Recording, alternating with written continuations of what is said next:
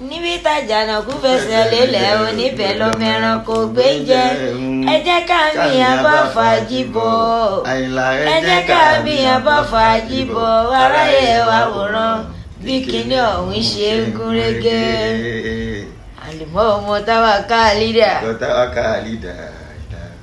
onílùú wọ́la ẹ ò gbọ́hùn tádé wọlé ẹ kúrò lójú títì yóò lójú títì yóò wọ ní mọ́tò ń bọ̀ Saoty ó ti gbètè ṣídàánù àlímọ́ anígilẹ́jẹ́ ayé bá mi pàtẹ́wọ́ ádà lápẹ̀ládé wọlé arújó ọdọ nípa ẹ̀kẹ́ akóra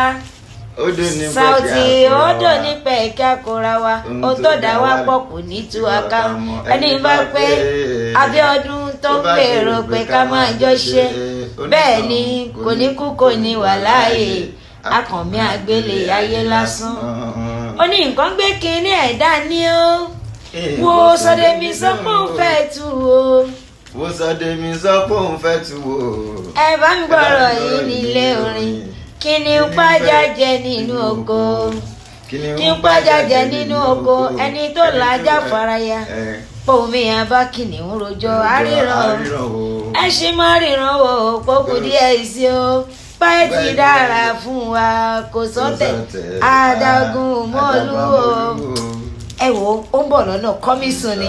ṣètìrí Halimat Àyìnlá Omowura àti Alhaji Saoty Arẹwà 45 years Remebrance Àyìnlá Omowura làásùn kí ló ń ṣẹlẹ̀. ẹ ṣáà láfikúra sí àgbẹ̀yìn olólùfẹ́ Alhaji Àyìnlá Omowura ẹ má rí lẹ́ǹtò so ẹ bold kẹsàn wípé